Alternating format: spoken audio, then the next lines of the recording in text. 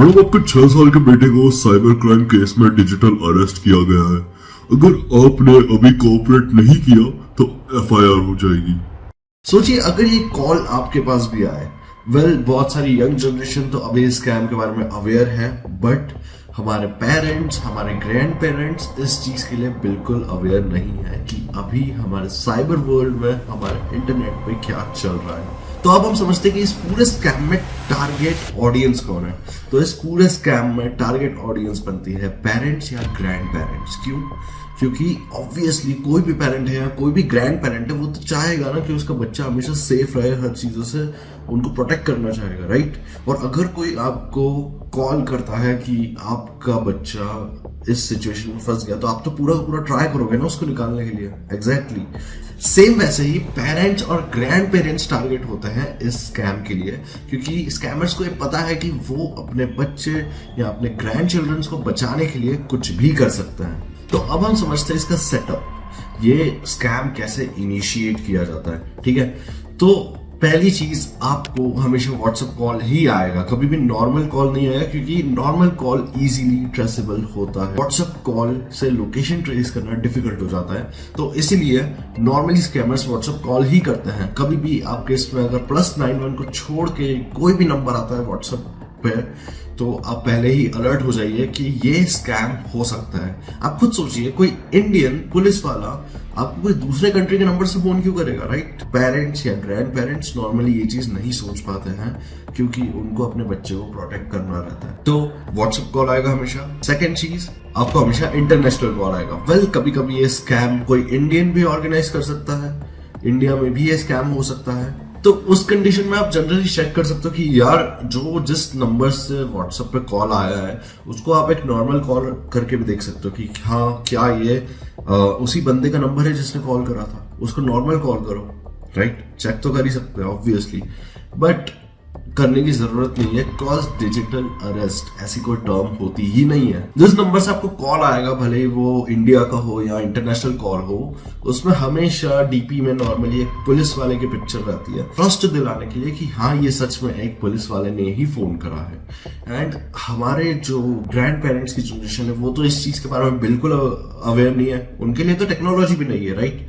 But हमारे parents थोड़े बहुत अवेयर हैं, बट स्टिल उनको हमें अवेयर करवाना पड़ेगा इन टेक्नोलॉजीज के बारे में। एंड सेटअप के इसमें थर्ड पॉइंट मेन ये है कि क्यों हमेशा व्हाट्सएप, राइट। व्हाट्सएप एक वाइडली यूज्ड ऐप है जो कि इंडिया में लगभग हर कोई यूज कर रहा है। एंड नॉर्मल कॉल के बजाय व्हाट्सएप कॉल, फर्स्ट पॉइंट हो गया कि वो ट्रैक नहीं कर सकते, और दूसरी चीज बहुत सारे ऐसे टेम्परेरी नंबर्स होते हैं जिनके थ्रू हम नॉर्मली जो नंबर्स हम लोग सिर्फ ओटीपी के लिए यूज करते हैं। जो पेरेंट्स या ग्रैंड पेरेंट्स जो भी वीडियो देख रहा है, अगर वो इस चीज के बारे में अवेयर नहीं है, तो let me tell you one thing, internet पे बहुत सारे एक सेट ऑफ नंबर्स अवेलेबल है, वो नंबर कोई यूज नहीं कर रहा है, वो नंबर सिर्फ ओटीपी के काम में आते हैं। बहुत बार ऐसा होता है कि आपको कोई कंपनी वाले परेशान कर रहे हैं, नहीं तो फिर आपको कोई ऐप में लॉगिन करना है, बट आपको वो ऐप को खुद का नंबर नहीं देना है। तो इंटरनेट पे इस वेबसाइट पे जाओ, वो कुछ नंबर देते हैं, एक सेट ऑफ नंबर देते हैं, उनमें से कोई भी एक नंबर चूज करो, वो नंबर डालो, ओटीपी आएगा, आपको वो ओटीपी दिख जाएगा और आप उस टेम्परेरी नंबर से किसी भी ऐप में लॉग इन कर सकते हो। सेम ये चीज यूज करते हैं स्कैमर्स उस टेम्परेरी नंबर से व्हाट्सएप पे लॉग इन कर लेते हैं। अब वो नंबर जो है वो है किसी और का या फिर बंद पड़ा है, बट उसका व्हाट्सएप एक्टिवेटेड है एक स्कैमर के पास, तो व्हाट्सएप ट्रैक हो नहीं सकता है एंड ओरिजिनल नंबर तो किसी और का है। तो इस चक्कर में स्कैमर्स कभी भी नहीं पकड़े जाते हैं। अब हम बात करेंगे डिजिटल अरेस्ट के बारे में। क्या है डिजिटल अरेस्ट? ऐसी कोई टर्म ही नहीं होती है डिजिटल अरेस्ट, ये सिर्फ स्कैमर्स ने ही बनाई है ये टर्म, जबकि आपको कोई भी ऐसा डिजिटली अरेस्ट नहीं कर सकता है। तो अगर आपके ऊपर लेट सपोज कोई भी केस बनता है, कोई भी पुलिस केस या कोई भी टाइप का केस, तो कभी भी एक्शंस ऑनलाइन नहीं लेते हैं, हमेशा ऑफलाइन एक्शंस लिए जाएंगे। अगर कोई पुलिस केस है तो पुलिस वाले घर पे आएंगे, नहीं तो प्रॉपर नोटिस आता है। ऑनलाइन कुछ भी नहीं होता है। प्लीज मेक श्योर ये चीज हमेशा दिमाग में याद रखना कि अगर आपको कोई ये चीज ऑनलाइन बता रहा है, ऑनलाइन करने का बोल रहा है, तो ये एक स्कैम है। अब हम बात करेंगे इस स्कैम के कुछ रियल केसेस के बारे में, राइट। अब आप लोग सोच रहे हैं कि ये स्कैम क्या है, ज्यादा से ज्यादा कितने ही लूटे होंगे लोगों ने, राइट। 5,000, 10,000, 15,000, 1,00,000 नहीं, इससे लूटे हुए केसेस करोड़ों तक गए हैं।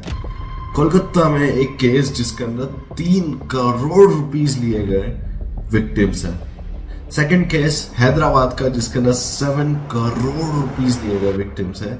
एंड थर्ड केस है लखनऊ का जिसके अंदर 56 लाख रुपीस विक्टिम से लिए गए हैं इस स्कैम में। सोचिए कि सिर्फ ये हजारों तक नहीं करोड़ों तक जा रहा है, इतना ज्यादा ये स्कैम बढ़ चुका है।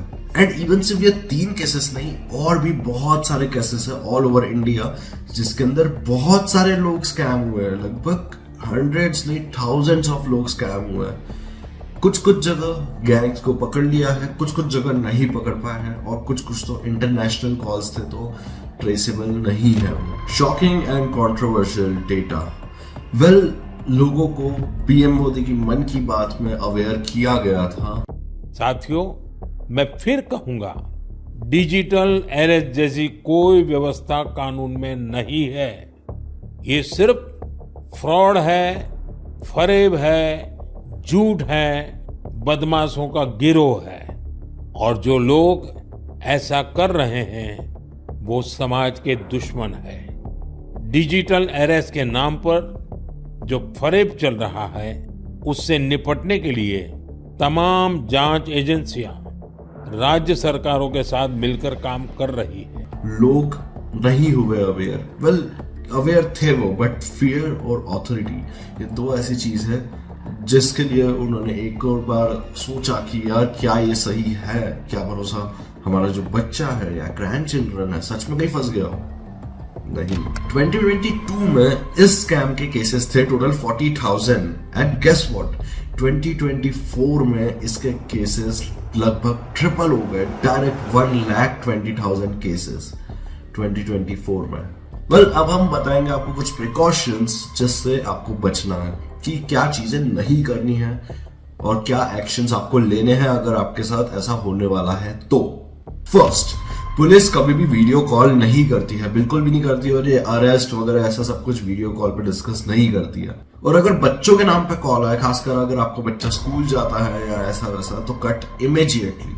अगर ऐसा कोई गवर्नमेंट ऑफिसर या ऐसा कोई आपके बच्चे को कोई केस में फंस गया, ऐसा हो गया वैसा हो गया, अगर ऐसा कुछ भी बताता है तो just cut that call immediately and report it to official cyber crime website of Indian government. And official number से खुद वेरीफाई करो। जैसा कि मैंने बोला था कि व्हाट्सएप पे नॉर्मली कॉल आता है, आप उसी नंबर पे नॉर्मल कॉल करके देखो, अगर सेम बंदा उठाता है तो फटाफट से इमीडिएटली इन्फॉर्म करो पुलिस को, तो वो आसानी से हम उसको ट्रैक कर पाएंगे। अगर वो कॉल लेट्स सपोज रीचेबल नहीं है या बंद बता रहा है तो don't trust that person. Well, इस चीज में एक और टॉपिक आ जाता है कि उनको हमारे नंबर्स कहाँ से मिलते हैं। वेल, हम नॉर्मली कहीं पर रजिस्टर करते हैं, कोई अननोन वेबसाइट्स पे या फिर नोन वेबसाइट्स पे भी। हमारा डेटा, हमारा नाम, हमारा मोबाइल नंबर, ईमेल आईडी, ये सब कुछ सेल होता है। बहुत सारी ऐसी कंपनीज हैं जो हमारा डेटा सेल करती है पैसों के लिए। Internet is not that safe जितना हम लोग सोचते हैं। आप कोई वेबसाइट, लेट्स सपोज अगर आप गेम में भी लॉग इन करते हो, नहीं तो फिर कहीं पर कोई अननोन वेबसाइट पे लॉग इन करते हो, भले वो वेबसाइट आपके काम में आ रही है, भले आप उसको कोई प्रोडक्टिव वर्क के लिए यूज कर रहे हो, नहीं तो किसी काम के लिए कर रहे हो, बट वो वेबसाइट के पास आपका डेटा है एंड वो कंपनी चाहे तो आपका डेटा सेल भी कर सकती है। ऐसे एक चेन बनी हुई है कि आपने यहाँ पर रजिस्टर करा, ये डेटा इस कंपनी को सेल हुआ, ये कंपनी किसी ऐसी कंपनी को या ऐसे लोगों को सेल कर रही है जो ट्रस्टेड नहीं है। तो उस कंडीशन में आपका नंबर, आपकी ईमेल आईडी, आपका नाम आपके पास, आपकी प्राइवेसी नहीं रहेगी। तो मेक श्योर जब तक वो वेबसाइट या फिर वो कंपनी एकदम ट्रस्टेड नहीं हो, कोई भी इंश्योरेंस कंपनी में रजिस्टर कर दिया, वो आपका डेटा सेल कर सकती है। थाउजेंड्स, लैक्स ऑफ कंपनीज ये चीजें करती है। तो make sure to be safe. Well, अगर आपको ये चीज चेक करना है कि आपकी ईमेल आईडी कौन सी कंपनीज यूज कर रही है, उनके पास आपका डेटा रखा हुआ है, तो वेल ये चीज आप अपने फोन में भी Google manage your Google account से देख सकते हैं। वेल, उसके ऊपर मैं एक अलग से वीडियो बना लूंगा जिसके अंदर ये दिखता है कि हमारी जो ईमेल आईडी है वो कौन सी वेबसाइट्स पर रजिस्टर्ड है, हमारा डेटा कौन सी वेबसाइट्स पर रजिस्टर्ड है, और हम वहां से वो हटा सकते हैं। इसके ऊपर मैं एक अलग से वीडियो बना लूंगा एंड आपको जल्दी ही एक शॉर्ट वीडियो में आपको इसके बारे में अवेयर करूंगा। वेल, अगर आप चाहते हैं कि आप ऐसे स्कैम्स वगैरह से बचे रहो, आपको पता चलते रहे कि इंटरनेट पे क्या चल रहा है, क्या नया स्कैम या क्या नया अपडेट्स, तो हमारी एक कम्युनिटी है, हमारी व्हाट्सएप, हमारा इंस्टाग्राम एज वेल एज हमारी एक Discord community. Parents, grand parents या जो भी ये वीडियो देख रहा है, इवन बच्चे भी, आई रिक्वेस्ट यू कि आप हमारी डिस्कॉर्ड कम्युनिटी या व्हाट्सएप कम्युनिटी या इंस्टाग्राम कम्युनिटी ज्वाइन कर सकते हैं। एंड उसके अंदर हम आपको कुछ भी नया आता है तो उसके बारे में अवेयर करते रहेंगे, अपडेट करते रहेंगे। तो ये वीडियो ज्यादा से ज्यादा लोगों तक शेयर करो, बिकॉज ये स्कैम्स अभी भी रुके नहीं है। अभी जनवरी 2026 हो चुका है, बट ये स्कैम बढ़ते ही जा रहा है। क्यों? क्योंकि लोग इसके बारे में अवेयर नहीं है। तो प्लीज सबको अवेयर करो, अपने पेरेंट्स, अपने ग्रैंड पेरेंट्स और इवन बच्चों को भी। क्या भरोसा उनके साथ भी कोई अलग अलग टाइप का स्कैम हो जाए इस तरीके से, है ना? Please be aware.